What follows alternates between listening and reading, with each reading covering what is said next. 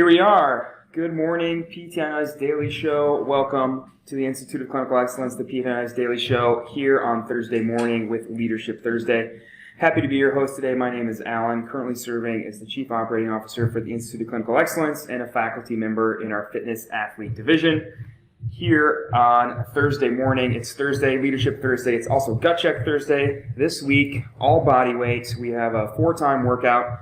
I saw some folks hitting it already last night. We have 18 air squats, 21 push-ups, 30 sit-ups, 30 air squats, 15 push-ups, 30 sit-ups, and then 42 air squats, 9 push-ups, 30 sit-ups. So air squats go up, push-ups come down, sit-ups stay the same. Saw some folks hitting it around 7 to 8 minutes last night, so really nice workout to try in the clinic with a patient, to try out maybe going up north to the cabin, out to the beach, something like that where you don't have access to the gym. A nice weekend workout for you all. Some courses coming your way. This weekend you can join Zach Morgan down in Baton Rouge for cervical spine management, or if you're also in the Southeast, you can join Jason London for Rehab of the Injured Runner Live. That's going to be in Orlando.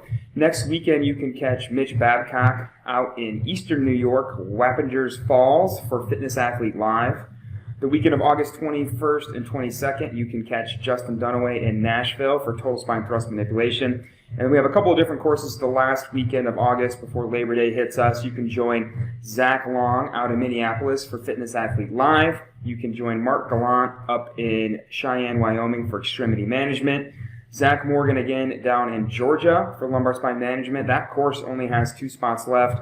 Or you can join Jeff Moore and myself up in Rochester, New York for cervical spine management. And then a couple online courses coming your way. We have persistent pain management starting August 9th, which is this next week coming up, so still some time to jump into that course with Justin. And then we have modern management of the older adult, essential foundations. That course fires up August 18th, so a couple more weeks to jump into that course. That course is about 75% full. It always sells out, so make sure that you jump into that course if you're interested in working with older adults and hanging out with your older adult crew 8 weeks online. So let's get into today's topic. So we're going to kind of start a series of many on kind of foundations of leadership. And today we're going to talk about the idea of leadership as servitude. So we're going to get into the concept of servant leadership. So this idea comes to us from the 1970s. A gentleman by the name of Robert K. Greenleaf, who was an executive at AT&T and kind of worked in big corporations throughout the 50s, 60s, and into the 70s, and wrote this essay, this book, that kind of started the concept of servant leadership. And this is kind of the basic idea that is unfortunately very drastically different to modern leadership, the idea that a leader exists to serve their employees, and a kind of inversion of the corporate mindset that Robert saw working at AT&T and other big corporations throughout the middle of the 20th century, and coming up with this idea of servant leadership. So I want to get into kind of what is that, what did he outline, and then get into some practical applications of it as well. So this idea that leaders exist to serve their employees, and that a servant leader displays common 10 characteristics. These characteristics are the ability to listen really well, the ability to show empathy, the ability to heal, and this obviously not physically healing, but mental and emotional healing. Basically the ability to come into conflict with folks that you work with, but move past it in a productive manner. Awareness of what's going on in the business, of how your employees are doing, how they're responding to the things that you're asking them to do.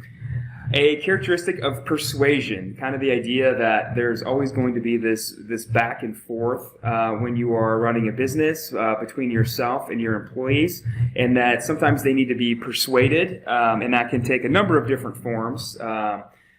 Maybe not physical persuasion, that's a little bit savage, but incentivizing them somehow, otherwise basically convincing them of trying to get the job done of the task that you're setting before them. Conceptualization, foresight, really big on this concept of stewardship, which we'll unpack on itself as we get deeper into this, and then community building and a commitment to the growth of people in the organization. And that's kind of the main characteristic of servant leadership. is that last point, a commitment to growth of people. That when we lead this way, our employees grow, they become more independent, they become more autonomous, they're able to take on more tasks and be more successful when we practice this servant leadership style of management. And so the biggest concept that comes from this is the idea that leaders eat last. Leaders are always the first one in and the last one out. This basic mindset that if you are not absolutely crushing yourself to serve your people, you are not their leader, you are just their boss, right? If you are putting the majority of the work on your employees, if you kind of have a top-down approach to leadership, then you're not truly a leader, at least in the eyes of Robert Greenleaf and the servant leadership mindset. You are just a boss, right? You are just somebody assigning tasks, and you are not truly their leader. And to kind of unpack this and I think and reflect on all the different times in my life when the leaders above me were not servant leaders. And I just want you to pause and reflect on the answers to a couple of these questions if you're out there and you're a management position and ownership position. Ask yourself, have your employees ever had to give up their lunch break to finish their documentation or see a patient that got scheduled last minute? Have your employees ever missed a family event to see a patient, finish documentation, or otherwise complete some tasks for work? Have they ever had to cancel days off or come in on a day off that they had scheduled because they needed to complete a task that you could not otherwise do yourself for them or get covered for them? When was the last time they had a physical exam? When was the last time they had a dental checkup? When was the last time they went and saw a therapist and had their mental health evaluated? Do they often complain of not having time to use the bathroom or eat during the day? If the answer to any of those questions is yes or I don't know, then you should be assured that you are definitely failing your employees as a leader, right? If those basic needs are not being met because the emphasis on your clinic, on your business is about productivity and numbers and seeing patients and getting units billed and converting social media inquiries into initial evaluations, whatever metric you're using to track, if that is your priority, then servant leadership is not your priority and you are failing your employees as a leader. We know that folks need time off.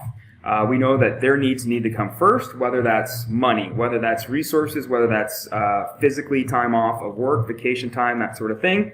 And that we always need to focus on putting our employees first and putting earnings, productivity, numbers, whatever last. Always, always, always altruism first, especially in this servant leadership movement. Now, why do we do this? This can seem very different than what we're used to. Many of us work in organizations that are leader first, right? That are not employee oriented. They're leader first. They're focused on make sure you're billing at least 4.2 units per patient. That comes first. Nothing else matters until we hit sort of these benchmarks. Well, when we look at the research, there is an amazing amount of research on this servant leadership movement, some really high quality research. And what does this research show us? The first thing it shows us is that when you lead bottom up, when you have servant leadership in play, then you facilitate incredible employee growth. That your folks grow very fast on both a personal and a professional level. They become very quickly more autonomous and tend to gravitate and naturally become servant leaders themselves and kind of show exponential growth in both the ability for them to perform at whatever their job task is, but also to help others underneath of them take on those tasks and kind of facilitate a multi-generational business. These folks are more independent, more creative, and more engaged. Robert Greenleaf in his essay said the most important question you should have as a leader of can you ask yourself, are those people I'm serving growing as persons? If the answer is yes, then you're doing it right. If the answer is no, then you're not doing it right. And I think a really good example of this that I've had in my life is working with the CEO of ICE, Jeff Moore, who is always asking himself the question, who's coming up behind me? It doesn't matter what I think the business needs to do, what metrics we need to track to know we're being successful. All that stuff is stuff that the leader has to worry about and no one else. What needs to happen is, are the people, the next generation, are they ready to take on the new tasks? Are the people underneath them ready to take on more tasks? The quickest way to grow your business is to not start your own clinic and start charging people $150 an hour cash, There are a million social media mentorship programs and mastermind groups that want to sell you a $10,000 mentorship program that focus solely on trying to get patients in the door and trying to charge them as much money as possible. And yes, that will lead to money in the door, but that will not lead to long-term business growth. What leads to long-term business growth is spending time developing your employees, making sure the people underneath you know how to do their job really well, and probably know how to do their job so well that they could do your job and teach the people behind them as well. That's how we start to facilitate this exponential growth, and not only bringing on more employees, but having high-quality trained employees that's going to let us open up new locations. Let us open up new courses, whatever your market is, to exponentially grow that business year over year over year over year. And so you should be treating those people underneath you like they're going to be in charge of the business from the first day that they start. They should know how the back end looks. It shouldn't be this mystery thing that they're not allowed to see or not allowed to know. They should probably start to understand that as soon as possible. What does the back end look like? How does it work? What if you, the owner, were not able to come to work for a day or a week or a month? Would your business fall apart? If so, you're probably not a very successful leader if the folks underneath you don't understand, at least on a working level, of how kind of the nuts and bolts of the operation work. We're very focused on that here at Health HQ. All the therapists know how to schedule a patient, make a chart, put in insurance information, bill insurance, call on something, do an authorization, all that kind of back-end stuff that is hidden from most therapists. All the therapists here know how to do it because they are independent, and in a couple of years, they're going to be the owners of this clinic and not Mitch and I. And that's kind of the idea of facilitating the next generation beneath us. So that's how servant leadership can make the business itself successful. The other great thing is that there's also a ton of research showing about how those folks who work in organizations that practice servant leadership have amazing benefits outside of the workplace. There is so much research from the mental and emotional healthcare space on looking at these folks and how is their well-being outside of work. It's fantastic. It shows the positive benefits on employee physical and mental health, and also their family well-being. If you think about having all of your needs met at work, you're not worried about, am I going to be able to eat lunch today? Am I going to be able to go pee today? When you're not worried about having those base needs met, when all of those basic needs are met, and even more, when your job is very fulfilling, when you go home, you're better able to help your family have their needs met, and it leads to a not only better employee, but a better employee's family as well, which is, again, that helps with attrition, that helps keep folks working when we can help them meet their needs. Happier people aren't on Indeed looking for new jobs as often as unhappy people, right? That's so basic, and it's something we really fail to understand as leaders of why is attrition so high. Attrition is very, very costly. Happier people don't leave as often. They don't think about what's the bare minimum I have to do at work today to fly under the radar, and they're not thinking about calling in sick, right? So that extends, that servant leadership mindset extends beyond the workplace. So when done correctly, organizations that practice servant leadership represent an inverted pyramid, right? The leaders at the bottom, they're ideally consuming the least amount of resources from the organization. They're trying not to take a lot of time from their employees. Maybe they're not even trying to take a lot of money from the workplace, right? I'm a big fan that the people that generate the majority of the revenue should take the majority of the revenue home, which is very, very contrary, especially in our profession, to business as normal, where therapists take home a very small amount of the revenue that they generate. I'm a big fan of it being the other way around, that the person generating the revenue should take home the lion's share of it, and those folks that are not generating the revenue should not take home as much. Every industry, ours included, is leadership first. You'll notice that. You've probably already experienced that with the job or maybe many jobs you've had in your career so far, where the leader works the least, generates the least amount of revenue, but consumes the majority of the resources, right? We can all imagine the CEO of the big corporation that makes $30 million a year and flies around the world on a jet, while the person actually building the product is in the factory making minimum wage, right? We have to work harder to flip that pyramid around and make sure that the leaders at the bottom and the employees are on the top. And just be careful. There's so much stuff on social media right now that's focused on getting people in the door, developing more referrals, more money, more units, more billing, right? And that should not be the focus. The focus should be on making sure that you're hiring quality therapists, you're training them, you're blocking time in your schedule, not only to help them with clinical practice and mentor them as a clinician, but also showing them how the back end works and making sure they understand all the stuff that goes into their work, aside from, at least in our industry, seeing the patient and doing the no, right? There's so much more that happens in physical therapy than that. And if you can help your folks understand that, if you can practice that servant leadership mindset, you'll find that they're more independent. You can leave and come back and the building doesn't burn to the ground, right? You can walk in, guess what? Patients are still coming to the door, they're being seen. Everything is running without your influence if it's done right, which is a very rewarding feeling. There's a lot of work on the front end that goes into that, but it's very, very rewarding, trust me, to be able to walk in and see everybody's working with patients.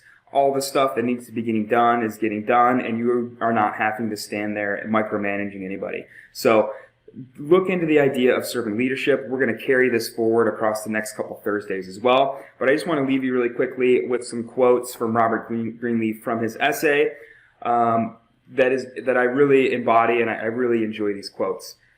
I serve because I'm a leader, and I'm a leader because I serve, right? Kind of a yin and yang, a snake chasing its tail there. So I'll leave you with that. Happy to hear any comments you all have of ways that you try to practice servant leadership, or ways that you've seen servant leadership integrated well, maybe with your current job or a previous job, and start some discussion on this servant leadership topic. So we'll be back the next couple Thursdays, and we'll drill down a little bit deeper on that, but that's an introduction to servant leadership. Leadership is servitude. So I hope you have a fantastic Thursday. Have fun with Gut Check. I'll be back tomorrow for Fitness Athlete Friday. We're going to talk about a recent article about the detrimental effects of CrossFit on the body that was published earlier this week that I'm excited to talk about and rant about a little bit tomorrow morning. If you're going to be at a course this weekend with Zach or with Jason, have a fantastic time. If you're going to be in New York in a couple weeks, I'll see you there. So have a great Thursday. Have a great weekend. Bye, everybody.